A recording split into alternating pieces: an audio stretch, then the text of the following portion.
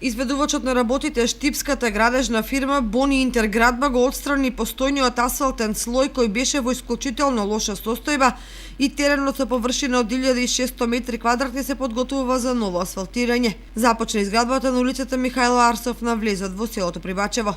Улицата во Прибачево се гради според програмата за капитални инвестиции за 2019 година со средства од основниот буџет на општина Кочани. Со оваа програма е планирана изградба на повеќе улици во Ризари и во Тракање. Во напредна фаза се работите на улицата Лазар Стоименов во Ризари, каде ќе се асфалтираат 718 метри. Во Тракање ќе се асфалтираат 3 крака во улицата Маршал Тито во вкупна должина од 180 метри. Во селото Тракање во тек изградбата на мост на Траканска река, што ќе се реши проблем за дел од жителите чие движење до домовите со години било отежнато. Во ова населено место заврши чистењето на коритото на Траканска река, од каде со механизација беше отстранета вегетација и отпадот собиран околу неа.